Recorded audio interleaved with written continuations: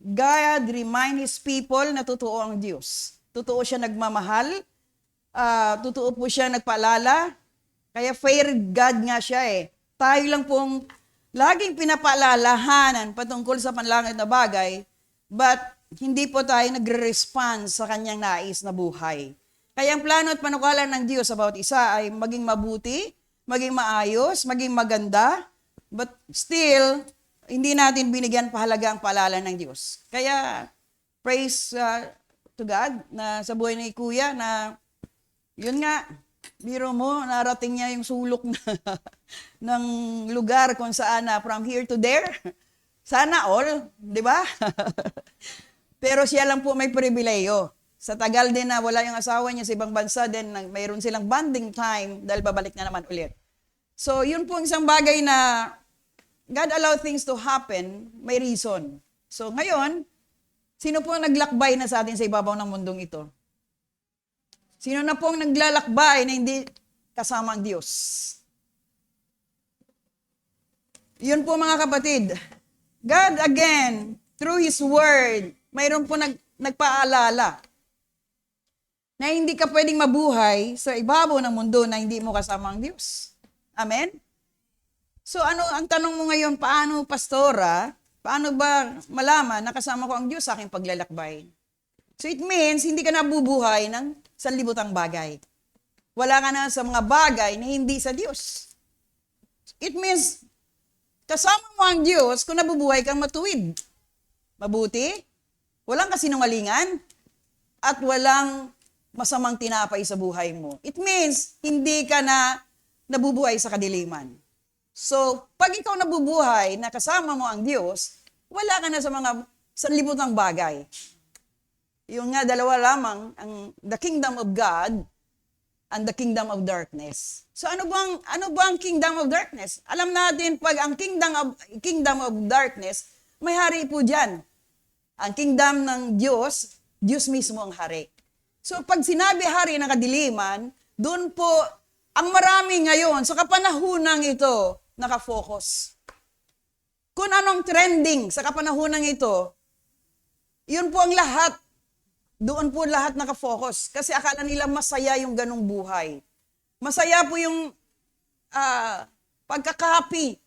For example, marami pong, nang dumating po yung TikTok sa Pilipinas, lahat na rin nag-TikTok. Naintindihan nyo?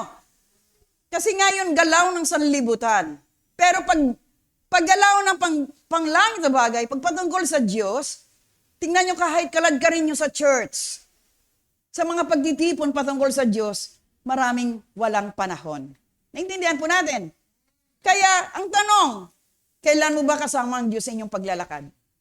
Kailan ka ba lumakad na kasama mo ang Diyos mismo?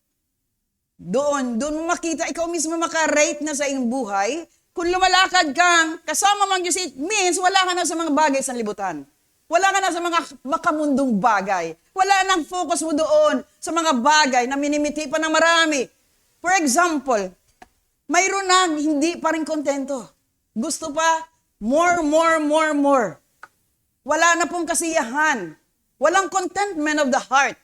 But if you have God, maliit na bagay, nandoon na po yung rejoicing spirit that you have because the Lord your God Himself puno na sa buhay mo. That emptiness na mayroon ng marami na hindi maintindihan, mayroon na pero may hinahanap na hindi po nila masumpungan. Nakuha niyo po ba mga kapatid? Mayroon ka na pero hindi ka pa rin masaya. Yun po ang sinasabi, yung emptiness, kailangan natin mapunuan ng Diyos sa ating buhay. Wala ka nang hanapin pa. Naintindihan po ba natin? Na ang Diyos mismo makapuno ng pangailangan natin dahil without God in our lives, it means we are nothing. So yun po mga bagay mga kapatid, buksan natin na ngayon ang ating pananaw paningin. Maging masaya ka lang kung kasama mo ang Diyos araw-araw. Even though na mayroon ka pang edukasyon na rating, profession, yaman, hindi po lahat makapuno yan. Pero, ang maliit na bagay, kung kasama mo ang Diyos, nabubuhay ka na may Diyos, mayroon kang katwiran ng Diyos na sa iyo ng lahat. Amin po ba? Kaya yun lang mga kapatid, na yung mga narinig natin dito mismo na katuruan ay palalalagi ng Diyos sa atin na may Diyos po na makapangyarihang Diyos sa ating buhay. Can we open our Bible in Colossus chapter 1? Last Sunday pa, May 5, about Jesus is divine. Amen? Yung divinity ni Jesus. Ngayon, Colossus din po yun. Pero ngayon, balik tayo sa uno para alam natin kung ano pong ating buhay ngayon. Amen po ba? Colossians chapter 1. Yes. Mag-umpisa tayo muli sa... So, nariyan po ba kayo? Yung bukas ba tayo natin? Sa isipan. So, ang kinakain nyo ngayon spiritual na buhay, pagkain spiritual. Ito po magbubusog sa ating spiritual na pangangailangan. Amen? Kung nagugutom kayo physical, it means papasok sa ating tiyan. Physically. Itong naririnig nyo ngayon, pagkain spiritual, na ito maging matatag ka, maging malakas ka, at magkaroon ka buhay mula sa Diyos. Amen? Sige po, basahin natin ang Colossus. Sabi po niya, mula kay Pablo na apostol ni Kristo Jesus, ayon sa kalooban ng Diyos, kasama si Timoteo na kapatid natin. So sila po yung mga apostol, mga lingkod ng Diyos. Sige po. Mahal kong mga taga-Colosas, amen? Pinabanal at matatapat na kapatid na kay Kristo, sumainyo nawa ang biyaya at kapayapaang galing sa Diyos na ating Ama. So, halimbawa sabihin ko, mahal kong mga taga-Arenda, pinabanal at matatapat na kapatid sa lugar na ito, di po ba? Na kay Kristo, sumainyo nawa ang biyaya at kapayapaang galing sa Diyos na ating Ama. So, ina-address po ito sa mga mananampalataya. Ito po nagsimula ang mga apostol, mga lingkod ng Diyos sa simula, kung paano sila naturuan ng ating Panginoong Jesucristo. Sige po, tuloy lang. Ang Colossus po is a part of Turkey na ngayon yata.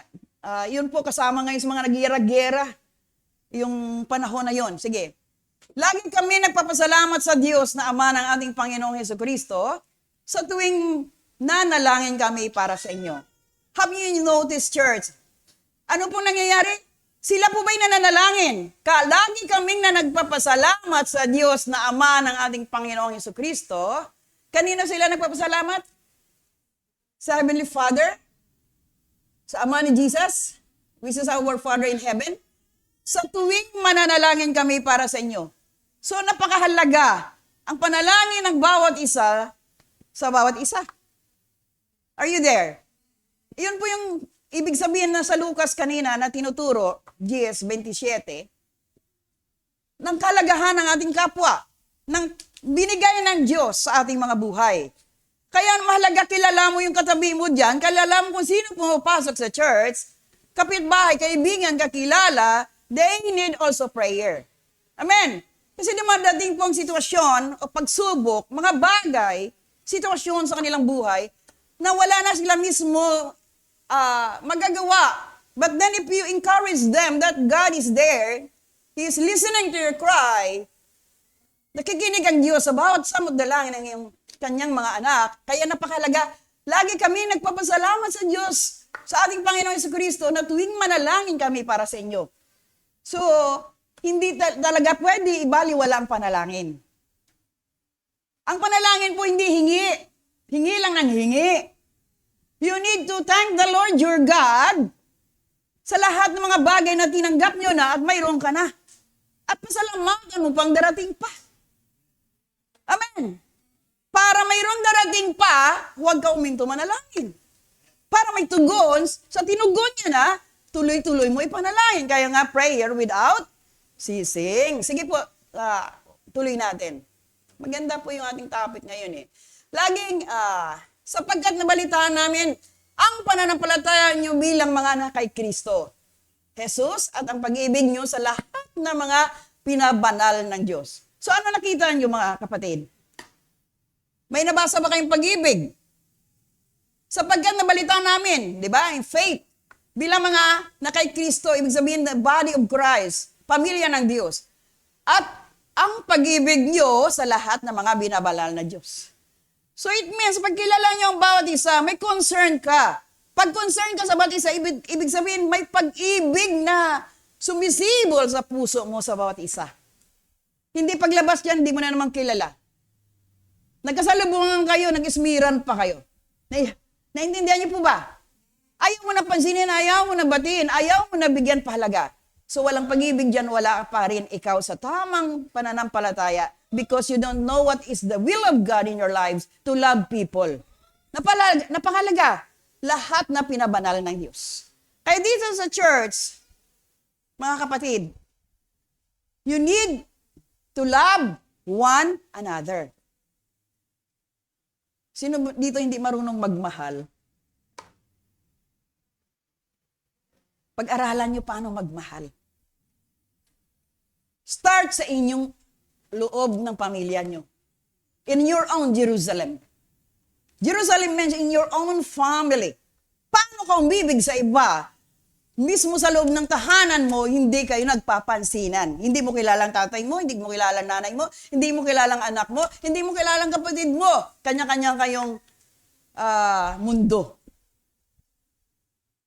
So paano ngayon sinasabi? Pag-ibig nyo sa lahat ng mga pinabanal ng Diyos. It means, kung marunong ka na magmahal, nagawa ka na ng Diyos, na bago ka na ng Diyos, it means, lumalakad ka kasama mo ang Diyos. Church, starts in your own family to love one another. Pag-ibig sa kapwa. Pero sa inyo muna magsimula. Paano mahalin yung iba? Sarili mo mismo hindi mo minahal. Do you understand? Simulan mo na ngayon pag-aralan. Simulan mo na ngayon. Hingin sa Diyos, Panginoon, tuluan mo ako paano magmahal. Naintindihan po ba natin ang ating ngayon na pakinggan? Pag sinabi mahal mo, for example, mga kabataan sa lugar na ito, young people, mga anak, paano mahalin yung iba? Kung mismo ang sarili mong nanay, sarili mong tatay, wala kang pakialam. Kasama mo sa loob ng tahanan. Ano dapat pag-ibig ang gawin? Respeto. Mami, daddy, mama, papa, nanay, tatay, itay, inay, alis na po ako. Kahit yakapin mo nanay, pakis naman. Hello, sino gumagawa niyan? Wala na ngayon, ano? Naiilang humalik sa nanay, naiilang humalik sa tatay, kasi may sarili na siyang mundo. Papakita natin, palagahan natin, na sila po ay nagbata, nang maliit pa, nang baby ka pa, nang sinapupunan ka pa. Ang sakripisyo ng isang ina sa anak, hindi na ito tumbasan. Ngayon lumaki ka na, malaki na rin ulo mo. Hello? Bakit napunta tayo sa ganong turo, Lord? Naintindihan niyo po ba? Bakit ba? Lord, ito po bang mensahe mo sa mga kabataan ngayon? Yung respeto sa magulang, hindi aalis ka, babalik ka, wala ka pa rin nakitang, ay nandyan pala nanay mo, puti ang mata sa kakaantay. Kinainan mo, hindi mo inugasan, yung hinigaan mo, walang tiklop-tiklop. Aba, naglabas ka pa, bang! Ako na naman nakita mo, tiyang!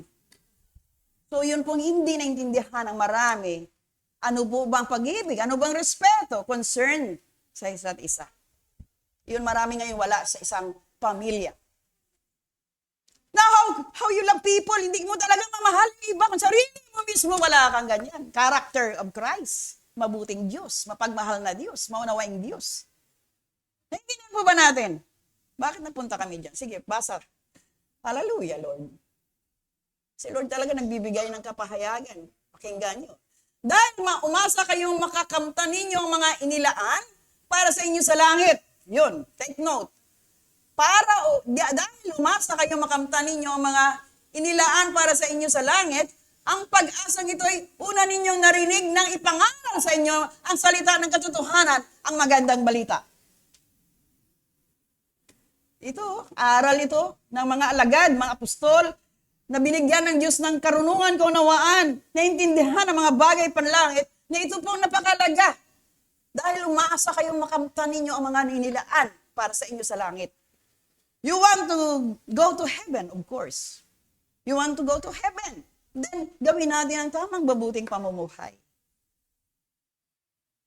Hirap naman, Pastora, kasi nanay ko makulit eh. Tatay ko, walang ginawa, uminom, lasinggiro eh.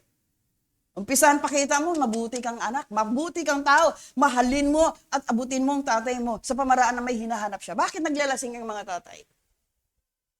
Bakit po ang mga tatay po nahulog na sa bisyo? May hinahanap sila na hindi nila mahanap-hanap. Kaya akala nila yung alak, yung bisyo, maging satisfied na sila doon at maging masaya. Pag ikaw, anak, inabot mo yung tatay, lambingin mo at bigyan ng hinahanap niya. Hindi na maghanap-hanap ng ano pang ibang bagay dahil nakita niya na sa iyong kapunuan kung ikaw mismo na pagarian na ng Diyos. Kaya mahalaga ang Diyos sa buhay para magkaroon ng bigkis na pag-ibig mula sa Diyos. Pagkaunawaan, pagmamahalan, at pagkakaisa, bunga ng Espiritu ng Diyos. Are you there? Ako po naggugulat ngayon ng turo. Hindi ko rin naintindihan to. But God gave this word to each and everyone. You want love? Sa iyo muna mag-umpisa kung totoong may pag-ibig na sa puso mo. Amen! Salita ng katotohanan, ang magandang balita. Tuloy, Kuya Luis.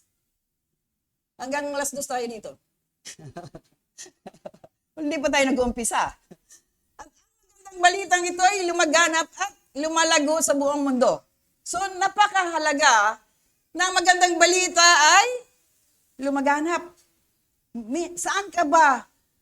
Minsan pa, nasubukan mo na ba magbahagi ng salita ng Diyos? Kailan ka huling nagbahagi ng Ebanghelyo? Kailan ka nag-abot ng isang kaluluwa upang bahagian niya na mahal siya ng Diyos? Marami sa atin, baliwala eh. Nahiya, natatakot, nangangamba, baka i-reject, baka iwanan, baka makarinig pa. So yun po, ang magandang balita ito ay lumalaganap at lumalago sa buong mundo katulad nangyari sa inyo noong una ninyong marinig at naunawa ng katotohanan tungkol sa biyaya ng Diyos. So it means by the grace of God, narinig natin ang Ebanghelyo sa pamagitan ng habag ng Diyos. Biyaya pala ito pag may narinig ka at marapakinggan. Dahil hindi lahat nakaunawa at nakakinig ng Ebanghelyo. Ngayon mapalad ka, may narinig, pakinggan ka, huwag mo ito baliwalain dahil pag bumalik ng hari ng mga hari, hindi ka makakasama dahil wala kang pahalaga sa Kanya. Naintindihan ba natin? Katulad na nangyari sa inyo noong una ninyong marinig at maunawaan ang katotohanan tungkol sa biyaya ng Diyos. Kaya tumugon ka agad. Then the Lord open your eyes, spiritual eyes. Sige, buksan, tuloy po natin ni Kuya Luis. Natutunan niyo ito kay Epapras, na minamahal namin at kapwa lingkod. So Epapras is also the servant of God. Isa siyang tapat na lingkod ni Kristo at pumarihan siya bilang kinakatawan namin. So may mga manggagawa na rin sa Obasan during the time na inatasan si Apostol Pablo, si Timoteo at mga lingkod ng Diyos. Sige po, tuloy. Siya ang nagbalita sa amin tungkol sa pag-ibig niyo na ibinigay ng banal na Espiritu. Take note. So, may function of an office na dito ang Holy Spirit. Sabi dito, ibig nyo na binigay ng banal na Espiritu. So, napakahalaga ng banal na Espiritu ng Diyos. Dahil siya ang nagbalita sa amin tungkol sa pag-ibig nyo na ibinigay na ng banal na Espiritu. Without the Holy Spirit, ito po yung function of an office of the Holy Spirit. If you have God, if you know Jesus, if you accept Him as your Lord and Savior, then the Spirit of God itself dwell inside of you. Ikaw ang iglesia ng Diyos. You are the church of God. You are the temple of the living God. Pabanalin. Pag sinabi pabanalin, ingatan natin ating buhay. Ingatan natin ating puso, kaisipan, para pag ito na-wash by the blood of Jesus, tulad ng awit kanina, na-cleanse and purify na ito, makapaghari ng banal na Espiritu ng Diyos sa ating mga buhay. Kaya hindi mahirap na magmahal. Hindi na mahirap umibig. Hindi na mahirap magbigay ng pag-ibig sa iba. Because the Spirit of God Himself, which is the love coming from the Lord, madali na ibigay sa iba kasi mayroon ka na. Pero wala kang maibigay na pag-ibig sa iba kung wala ka pang Diyos sa buhay. Totoo ba yung pastora? Totoo po yun. Dahil ang pag-ibig ng tao ay limitado. Nakuha niyo po ba? Nung ikaw naligaw pa sa babae, nung nanligaw pa lang, marami kang pangako. May bitbit ka pa, kampupot o anumang rose man dyan. May chocolate ka pa. Eh, inaway yung pananay mo para makapagbigay ka lang chocolate. Pambayad ng kuryente, kinuha mo pa para lang mangligaw ka. Hintindihan niyo po ba? Nung napangasawa mo na, nakasama mo na sa iyong bahay, nagkakilanlan na kayo sa isa't isa, eh wala na kayong pakialamay. Hello? Kanya-kanya na kayong buhay. Pero nung nanligaw ka pa, kulang na lang damputin mong bituin. Di po ba? Sungkitin para ibigay. Kasi, mahal mo daw. Mahal. Kaya ang tao pag nagmahal, limitado. Pero kung ang Diyos naman isa iyo na, at naghali na sa iyo, unlimited, that is called agape love. Agape love coming from God. Walang limitasyon ang pag-ibig ng Diyos. Naintindihan po ba natin, church? Kaya mga kapatid, lalo na mga babae at lalaki dito na binata, dalaga, huwag magmadali. Hingin mo sa Diyos ang totoong magmamahal sa iyo na may aron Diyos sa buhay niya. Naintindihan po ba natin? Eh nakita mo lang may maganda lang ilong eh. Kaya ayaw mo na bitawan kasi gwapo-gwapa, eh wala naman ugali, wala naman karakter. Maganda yung napagharian na Diyos. Dahil yun po, kawais ng Diyos, yun po pinagharian na ng pag-ibig ng Diyos. Hindi ka na ipagpalit kanino pa man. Hindi ka na sasaktan. Naintindihan po ba natin? Masyado ka nagmamadali. Ano ngayon? Iyak-iyak ka. Kasi, nung nangligaw, lahat gawin niya para sa'yo. Pero nang kayo na, bahala sa buhay mo. Kaya ngiti-ngiti kayo dyan, alam ko yung suffering ng isang may bahay. Ng tatay. Yung asawa natin, naghanap din ng atensyon.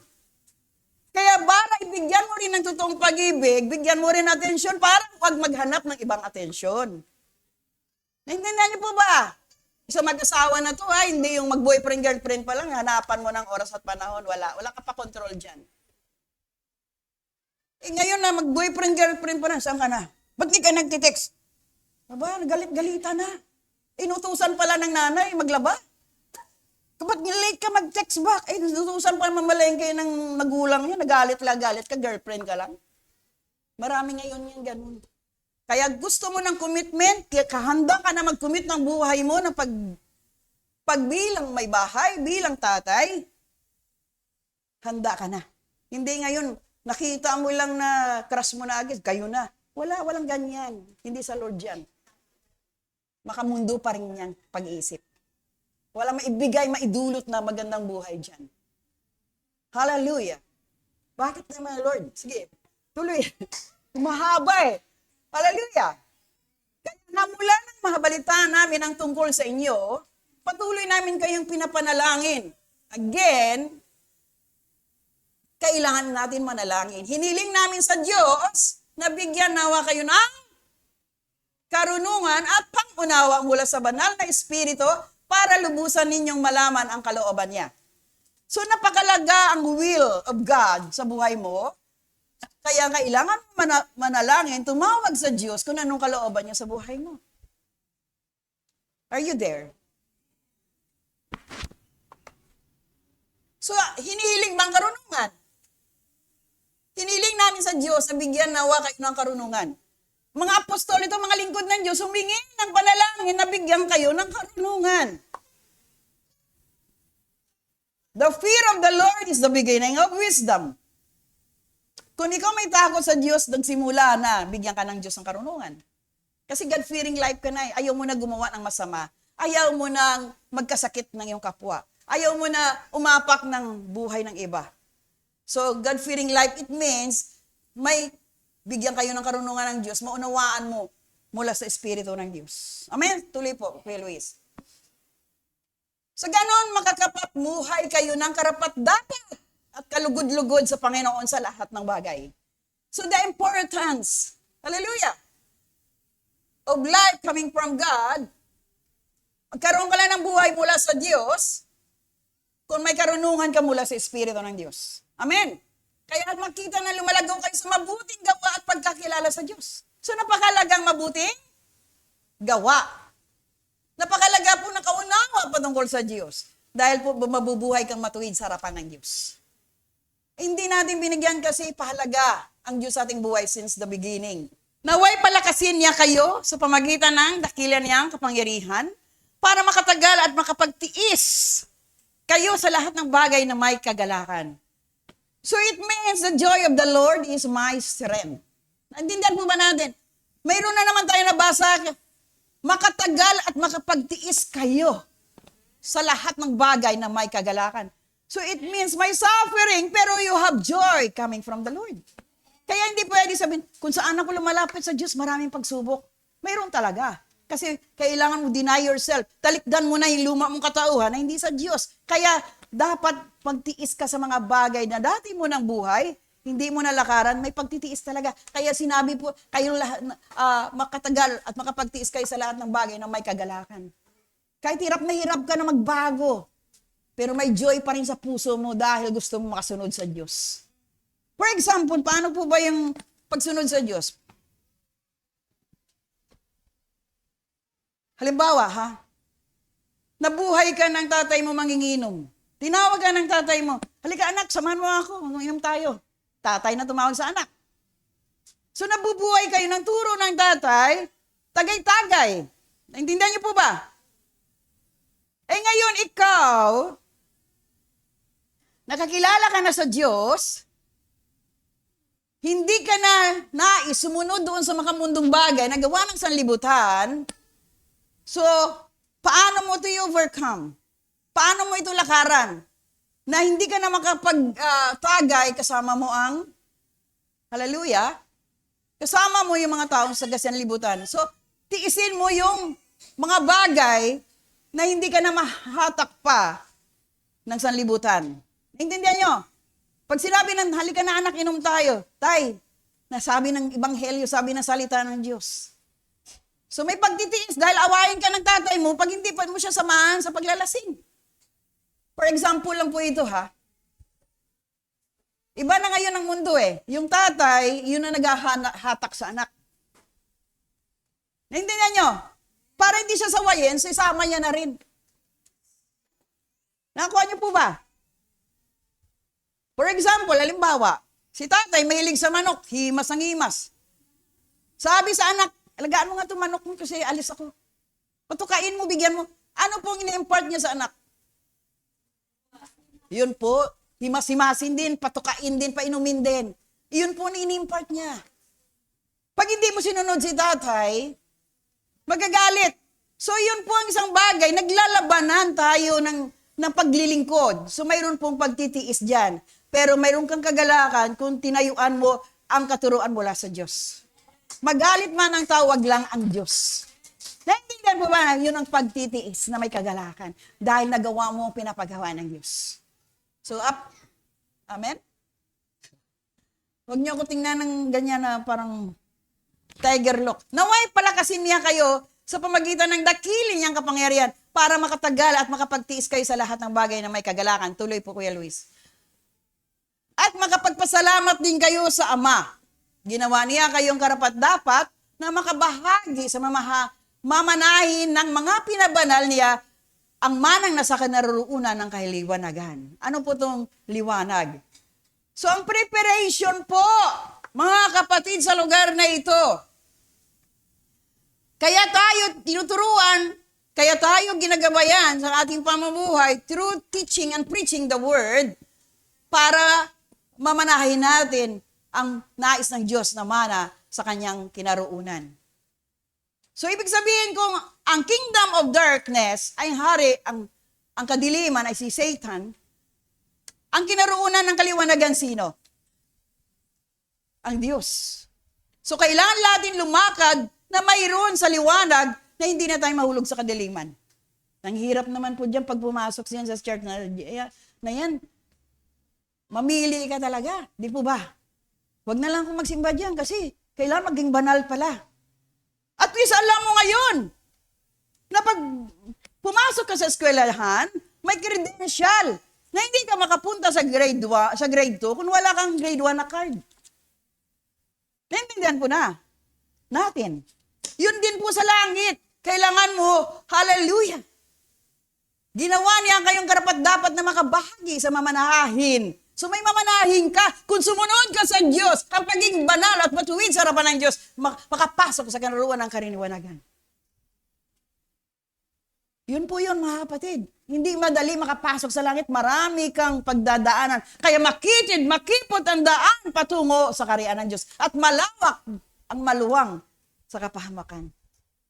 At marami nakasumpong dito. Yun po yung turo, mga parabol. Yung mga talinhaga sa Biblia, which is God opened the eyes of His people na nagtuturo. Dati hindi ko rin maintindihan yan. Ano ibig sabihin nito? But little by little, 1994, ano na tayo, 2024 na ngayon. Noon hindi ko pa unawaan lahat yan. Pero every stages of serving God and every year, tumataas din, umaantas din ang iyong kaunawaan at karunungan dahil sumunod ka na sa Diyos. Naintindihan po ba natin? So yun pong nais ko, na marating ko yung pangako ng Diyos na mamalahin ko sa kinaroonan ng kaliwanagan. Ganon din po ang bang puso natin dito. O bahala na? Marami, bahala na kung saan ako pupunta. Kakatakot yan, yung bahala na. Tsakin mo na makapasok ka sa kaliwanagan na hinanda na ng Diyos. To be honest with you, church, hindi ibibigay ng Diyos ang kanyang bugtong na anak, the way, the truth, and the life. No one comes to the Father except by Jesus. Na ipapako niya ang sariling bugtong na anak para maligtas ka lang kung hindi napakalaga ang kaligtasan mo. Dahil ayaw ng Diyos mapahamak ang ating mga kaluluwa. Kaisa-isang bugtong na anak na bitay para sa iyo, para sa atin lahat. Ngayon, hindi mo pa binigyan pahalaga at pansin. Kaya may problema ka talaga sa kaisipan. Kung hindi mo pa maunawaan ngayon ang nais ng Diyos, sumunod ka na sa Kanya para sa pagbabalik niya, makapiling mo siya habang buhay, habang panahon. Now this is the time now. Hallelujah. So, kunting pahinga. Sandali ha. This morning, kasi bago po ako pumunta dito, chinecheck ko ano na nangyari sa Israel. Remember, Israel is a chosen nation of God. Hanggang ngayon may giyera pa rin. Almost na kuha na nilang buong Rafah. At ito po, hindi pwedeng hindi kamay ng Diyos to eh. Kasi, habang pumupunta na yung tangke doon sa base, sa Rafah, ng mga militiamen, bakit daw hindi nagre-response? Kasi binano nila eh, nirarat-rat. Bakit daw wala may gumaganti? Nandun base ng mga kalaban. Ngayon sumugod sila dahan-dahan. Pero nandun may tao daw sa loob na marami. Alam niyo po mga kapatid, kaninang umaga ko lang ito na. Hindi ba kamay ng Diyos yun? Pagpasok nila, patay na lahat ang mga tao sa loob. Dahil ang sarili mismo nilang biological, ano ba yun? What do you call that? Yung sila mismo naka-inhale ng armas na ipadala sa mga kalaban na Israelites. Sila na mismo namatay because nalaso na po sila. Yung armas na yun, suporta ng Iran para sa mga sundalong ng Israel. Pero hindi nila nagalaw, sila na mismo namatay because na-inhale nila sa loob ng base na yon. Di ba kamay ng Diyos po yun? Dahil sabi ng Biblia, my chosen nation is of Israel. Kahit hindi nila kinilala ng lubos ng Diyos, pero may pangako ang Diyos sa bansang yun. Dahil doon nagmula ang ating Panginoong Hesukristo. So, sabi ko, that is the hand of God. Libo-libo yung namatay na mga kalaban doon sa loob na wala naman silang ginawa. Naintindihan po ba natin? Ang Diyos pag gumawa, ay suwabe. Isang iglap lang yan. Pag gusto na ng Diyos, lipulin ang buong mundo, wala na magagawa ang sino man. Kaya nakakaranas ngayon ng digmaan dahil nakasulat sa Matthew 24, magkaroon ng digmaan, bansa laban sa kapwa bansa, para mangyari muna ang mga nakatala at nakasaad ng mga propesya. Pero ang panalangin natin, kung totoo ka na sa Diyos, dahil nahabag ka sa mga tao, Lord, naway matapos na ang mga digmaang dilubyo na yan sa buhay ng marami. Dahil hindi po biro ang kanilang sakripisyo ngayon sa hinaharap dahil sa walang kaunawaan ng kanilang paniniwala. Yun lagi ang prayer ko, Lord, you are God knows everything for your people. You are God knows what to do for your children. Kaya Lord, habag mo, Panginoon, matapos na ito ang kanilang pagsikripisyo. Halimbawa, isa sa mga sundalo ang tatay mo doon. Kapatid mo nandoon. Sila hawak ng armas para makipaglaban. Anong feeling mo, anong damdamin mo? Na hindi mo alam makauwi pa o hindi. So yun po ang aking nakikita na nakipaglaban sila para sa kanilang bansa. Ganon din mga kapatid sa ating pamilya bilang Kristiyano sa ating sambahayan. May labanan sa loob nating sambahayan. Mayroon hindi naniniwala sa salita ng Diyos. Mayroon naniniwala. Ngunit kung ikaw hindi naniniwala, lakaran mo, hakbangan mo ang katuwiran ng Diyos para ikaw maging liwanag sa sambayan na tinitirhan mo.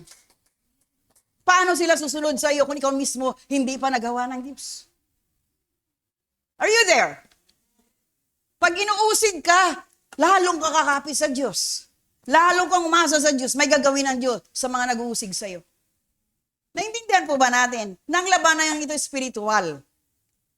Bakit nag-away-away mga bansa doon dahil ang kanilang paniniwala ay magkaiba? Amen! Okay, gising na kayo. Sige, tuloy natin. Iniligtas niya tayo mula sa kapangyarihan ng kadiliman. Saan ka niligtas? Kapangyarihan ng kadiliman at inilipat tayo sa kaharian ng minamahal niyang anak. Ito na yung paghari ng Diyos sa ating mga buhay, ni Jesus Christ. So, very clear, sabi dito sa Colosas. Iniligtas niya tayo mula sa kapangyarihan ng kadiliman at inilipat tayo sa kaharian ng minamahal niyang anak. Dati pong buhay natin, hindi tamang lakad natin, makasarili tayo. Selfish. Wala tayong pakialam sa kapwa. Me, tayo lang. Ganun lang lagi. Dahil po, nasa kadiliman pa tayo, puro tayo inggit, galit, puot, sama ng loob. Paninirang puri, yun ang nabubuhay sa kadiliman. Ngunit nang nilipat ka na ng Diyos, hallelujah, sa kaunawaan, nililigtas tayo mula sa kapangyarihan ng kadiliman at nilipat tayo sa kaharian na minamahal niyang na anak. Yung katuruanan ni Jesus Christ, ni Kristo Jesus, na pagiging matuwid, banal at mabuting tao, dito na tayo ngayon lumalakad. Diyan ka na ba lumalakad? Saklaw ka na ba ng kapangyarihan ng Diyos? Sige, tuloy natin. Kaya ikaw lang makasagot. Ikaw lang talaga. Wala ako alam patungkol sa'yo. Amen? At sa pamagitan ng kanyang anak, sino itong anak? Si Jesus Christ. Tinubos niya tayo na ang ibig sabihin ay pinatawad ng ating mga kasalanan. Kaya mahalaga yung repentance. Mahalaga humingi ka ng tawad sa Diyos at sin no more. Pag humingi ka ng tawad, huwag ka na pabalik-balik, naggagawa ka ulit ng kasamaan. Dahil niluloko mo ang sarili mo. Si Kristo ang kalarawan na hindi nakikitang Diyos at siya ang may kapangyarihan sa lahat ng nilikha. Sino po may kapangyarihan sa lahat ng nilikha? Kaya ang simbolo po, hindi natin nakikita ang Diyos, ang Ama. But Jesus Himself, sabi si Kristo ang larawan ng di nakikitang Diyos at siyang may kapangyarihan sa lahat ng nilikha. So ngayon, kung di mo pa kilala ang Diyos sa buhay mo, umpisahan mo na kilalanin si Jesus Christ sa buhay mo. Para may katiyakan ka makapasok ka sa langit. Amen? Hindi totoo yun. Pag namatay ka, padasalan ka lang. Ano ka, hilo? Hindi totoo yan. Ang 40 days kang dasalan, umisahan ka, makapunta ka sa langit, hindi po totoo. Kasinungalingan po yan. Dahil sabi ng Biblia, buhay ka pa ngayon, lumakad ka, may takot sa Diyos, pagiging matuwid, ngayon pa lang, malaman mo na, napapasok ka sa kaharian ng Diyos, kung nabubuhay si Kristo sa buhay mo. Kaya mali yung katuruan na padasalan ka para makapasok sa langit. Nung nabubuhay ka, hindi mo kinalala ang Diyos. Ngayon namatay ka, gusto mo pumasok sa karian niya. Ano ka? Siniswerte? Napako na siya sa krus. Sundin mo na lang kalooban niya para maligtas ka. Yun po yung mga kapatid. Si Kristo ang larawan. Yun, hindi nakikitang Diyos. Siya ang may kapangyarihan sa lahat ng nilikha. Tuloy po na ito, Kuya Luis.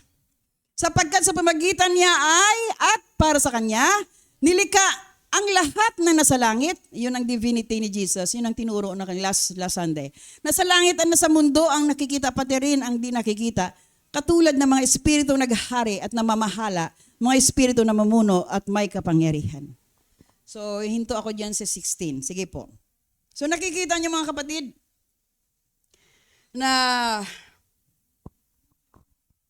akala mo ngayon, makapasok ka sa langit, pag namatay ka na may 40 days na padasal, it's a big no-no. Ngayon pa lang, ayusin mo na ang lakad mo patungkol sa panlangit na bagay.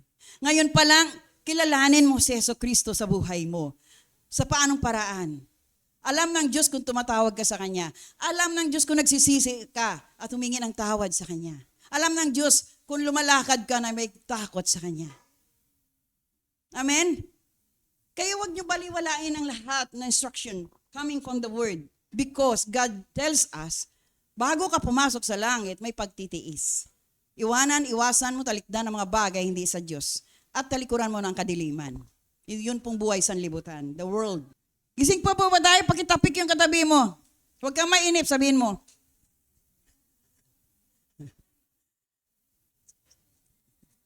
Kasi mainit na nga, nainip ka pa, edi wala. May apoy na sa tabi mo. Diyan pa lang, may naapuyan ka na. Alam natin po na, naturo ko ang recap po tayo noon na kalagahan po ng Diyos, the Father, the Son, and the Holy Spirit. Amen po ba? Sa oras na ito na alam natin ang Espiritu ng Diyos na nagpapabandal sa atin, siya po isang member of the third member of the Trinity, the Triune God. May sarili siya. He has his own personality because alam natin na siya po ang comforter, siya po ang binigay ng Diyos para po magturo sa atin. So sabi ng Juan 14, is about the importance of the Holy Spirit sa buhay natin. Amen? 1:14, 16-17. John sa English. At hiniling ko sa Ama na bigyan niya kayo ng isang tagatulong na sa inyo, magpakailanman. Sino po ito? So this is the importance of the Holy Spirit in all His people, sa lahat ng mga tao na rito ngayon. Mitiin natin, kilalanin si Jesus Christ sa ating mga buhay, dahil nais ng Diyos na pagharian tayo ng Kanyang Espiritu, which is the Holy Spirit. Amen? So napakalaga ng gawa ng Espiritu ng Diyos sa buhay ng mga tao. Sabi po sa English, and I will pray the Father, and He shall give you another comforter. So, sinong comforter? Taga-aliw. That He may abide with you forever. Amen po ba? And verse 17, siya ang banal na Espiritu na tagapagturo ng katotohanan. Kaya without the Holy Spirit in my life, wala po akong alam sa anong turo. But the guidance of the Holy Spirit that dwells, that teaches people, ito po yung binibigay sa atin. Siya ang banal na Espiritu na tagapagturo ng katotohanan. Hindi siya matanggap ng mga taong makamundo dahil hindi siya nakikita. O nakikilala ng mga ito, pero kilala nyo siya dahil kasama nyo siya at sa inyo magpakailanman. So it means the Holy Spirit, the great comforter, our teacher. Ito na po yung nagbibigay sa atin ng hudyat. Pag napagarihan ka na ng Espiritu ng Diyos, may bahagi ka sa karya ng Diyos. Are you listening, church? Kaya ang tawag po dito, ang banal na Espiritu, the Holy Spirit is divine. Kung si Jesus is divine, same with the Holy Spirit. Kaya sinabi ko na noon na iba-iba sila function of an office. Pero ang divinity nila, deity nila ay iisa. Hello? Alam natin mga kapatid, sige po, in Luke chapter 4, verse 18, Lucas 4,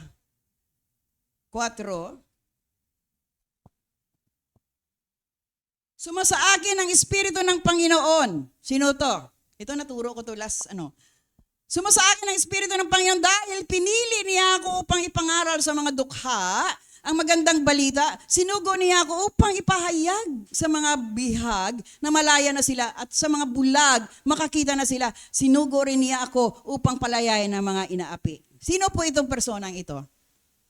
Kung naalala nyo, Jesus Himself. Ito po yung tawag kay Jesus, kaya sinawag siya ng Ama. Sumasa akin ang Espiritu ng Panginoon dahil pinili niya ako upang ipangaral sa mga dukha. Kaya naabot ni Jesus ang lahat na walang alam. Kaya dukha ang tawag. Are you there? Yun po yun. Sa Korinto, unang Korinto 6.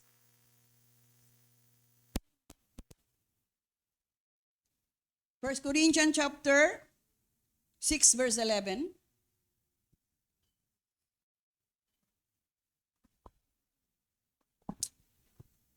At ganyan nga ang ilan sa inyo noon.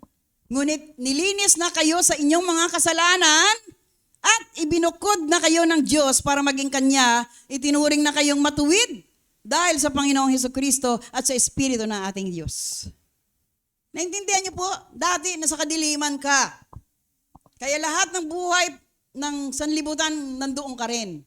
Pero na nabago ka na, ginawa ka na ng Diyos para maging Kanya, itinuring na kayong matuwid dahil sa Panginoong Hesus at sa Espiritu ng ating Diyos. Iyon po yung pinagarian ka na ng Espiritu ng Diyos. Kaya ayaw mo na mahulog sa kasalanan. Ayaw mo na gumawa ng mali. Gusto mo matuwid ang iyong pamumuhay. May nakaka-relate ba? Ano po ba ang Espiritu ng Diyos? Kaya ang sinabi natin, Holy Spirit is divine. Ano ba ang attributes ng Holy Spirit? Ano siya? Sino siya? Siya po ang omnipresent God. Pag sinabi omnipresent, ano ibig sabihin? Siya po ay nandyan lagi. Kasama nyo lagi. Yun po ang ibig sabihin ng omnipresent. Hallelujah. Do you hear that?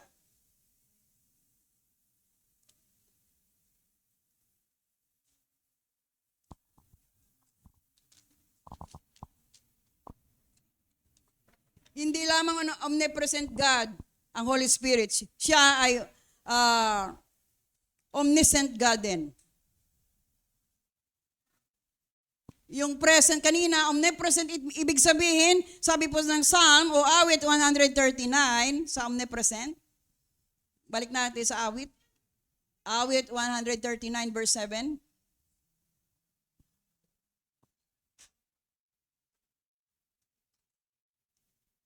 Paano ba ako makaiwas sa inyo, sa inyong espiritu? Saan ba ako makapunta na wala kayo? Yun. Ano po ibig sabihin yan? Yun po ang na-presents God. Ibig sabihin, hindi ka makakaiwas o makatago sa espiritu ng Diyos. Saan ba ako makapunta na wala kayo? Ano mahalaga mga kapatid? Napagarian tayo ng espiritu ng Diyos o wala ang espiritu ng Diyos sa buhay natin? Naintindihan niyo bang turo ngayon? Na mahalaga, samahan tayo ng Diyos bawat minuto, oras, panahon dahil yun ang ibig sabihin ng omnipresent God. God is everywhere. Kasama mo siya lagi na umalingaw-ngaw. Kahit ano gagawin mo, naririnig mo ang Diyos. Nagpaalala sa'yo. Yun po yun. So, ang sinasabi naman ng omniscient, siya po yung, ano ba ibig sabihin ng omniscient God? Siya, yung Holy Spirit po ito ha. Kasi pag tinanong ko kayo, wala kayo sasagot. Hallelujah! Ano bang deity ng Holy Spirit?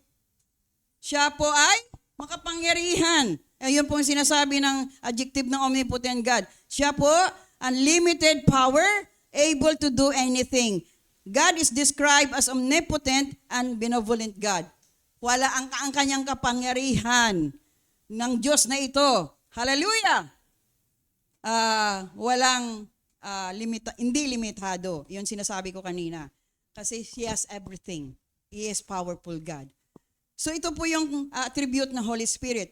Hindi lamang siya omniscient, siya po ay omnipotent God. Basahin po natin muna ang 1 Corinthians chapter 2 verse 10.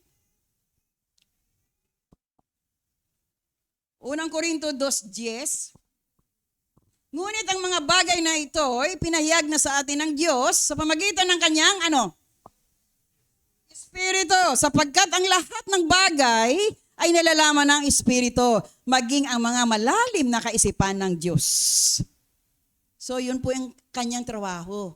Alamin kung sino ka.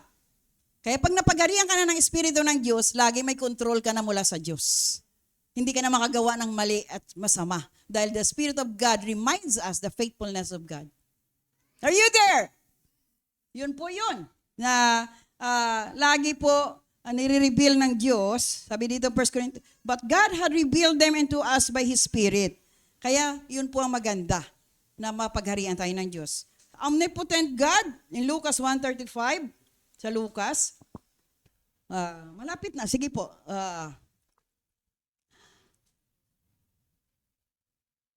sumagot ang anghel sa iyo ang banal na espiritu at ililiman ka ng kapangyarihan ng kataas-taasang Diyos.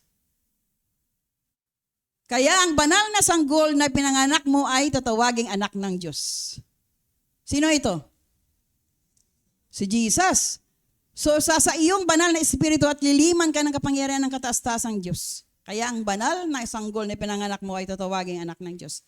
Ito po yung sinasabi na and the angel answered and said unto her, kanino? Kay Maria po ito, the Holy Ghost shall come upon thee, and the power of the highest shall overshadow thee. Therefore also that holy thing which shall be born of thee shall be called the Son of God. So sa Romans 15:19, Roma 15:19,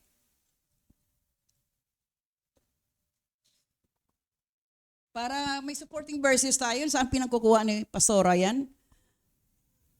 Sa tulong ng mga himala at kamangmanghang mga bagay na gawa ng kapangyarihan ng banal na espiritu. So tingnan yung kapangyarihan ng banal na espiritu sa buhay mo. Kaya naipangaral ko ang magandang balita tungkol kay Kristo mula sa Jerusalem hanggang Illyricum. Amen po ba? Illyricum. Ito yung lugar nito sa Jerusalem. Kaya napangaral because the power of Holy Spirit in their lives. Without the Holy Spirit, hindi rin kami makapagturo dito sa kalagitnaan ito. But because the love of God. Hallelujah. So the last attribute of the Holy Spirit is eternal. Hebrews chapter 9 verse 14. Hebrews 9. Kung nakakalinis ang mga ito, di lalo na ang dugo ni Kristo. Sa pamagitan ng walang hanggang banal na espiritu, so yung kalagayan ng banal na espiritu. Amen? Inialay ni Kristo ang sarili niya bilang handog na walang kapintasan sa Diyos. Ang dugo niya ang nilinis sa ating puso, isipan, para matalikuran natin ang mga gawaing walang kabuluhan at paglingkuran ang Diyos na buhay. So naunawaan pa natin, church, the importance of the Holy Spirit in your life. Because the Holy Spirit will remind us na ang Diyos po nagbigay ng buhay mula sa krus para po tayo malinisan. Para makapaglingkod tayo sa Diyos na buhay na malinis. So, walang kapintasan, handog na walang kapintasan sa Diyos, ang dugo niyang inilinis sa ating puso, isipan. So, na makakalaga yung one-on-one relationship mo sa Diyos. Amen! Nagsisi ka na, huwag mo na balikan ang nagawa mong kamalian. Lakad kang matuwid, banal sakdal, parang paghari ng Espiritu ng Diyos sa iyong buhay, manatili. At makapaglingkod tayo ng malinis na buhay sa harapan ng Diyos. Nariyan po ba tayo? Naintindihan po natin na without the Holy Spirit in our lives, without our comforter, the omnipresence God, the omnipotence God, the omniscience God, and the eternal God, yun po ang buhay ng Espiritu ng Diyos. Kaya mahalaga po na nauna, magkaroon kayo ng ugnayan sa Diyos para mayroon paghari ang Espiritu ng Diyos sa buhay natin. Sa buhay mo, sa buhay ko, sa buhay ng lahat narito. Kaya magkaroon tayo ng tunay na pag-ibig sa Diyos at sa ating kapwa. Ano kanina sa Lucas 10:27, yung sinabi ng exhorter natin? Mahalin ng Diyos na buong puso, buong isip, buong kaluluwa at buong lakas. At ibigin mo yung kapwa tulad ng pag-ibig mo sa iyong sarili. So magkaroon ka lang ng tunay na pag-ibig kung may paghari na ng Espiritu ng Diyos sa iyong buhay. Mitiin natin mga kapatid. Nasain natin mga kapatid. Bata ka man, babae ka man, lalaki ngayon. May kaluluwa ka, naharap ka sa last judgment when God comes in this world. O harap ka sa Diyos, hahatulan tayo ng tama kung tama ang buhay natin mula sa Diyos. Are you there? Kaya hindi na tayo patumpik-tumpik sa kapanahunang ito. Nangyari na lahat ng mga propesya sa Biblia. Nangyari na mga bagay, nangatala na mga ginamit din ng Diyos para itala itong scriptures na ito to remind people there is judgment day to come. Wala tayo sa reliyon. Nandito tayo sa tamang katuruan ng Diyos, makipag-ugnayan sa Diyos para maging matuwid sa harapan ng Diyos. Amen! Because the Spirit of God dwells inside of His people. This is the temple of the living God. You are the temple of the living God. Amen! May naunawaan po ba tayo? May naintindihan ka ba? Pag wala ka naintindihan, lumapit ka sa Diyos, humingi ng tulong. Amen!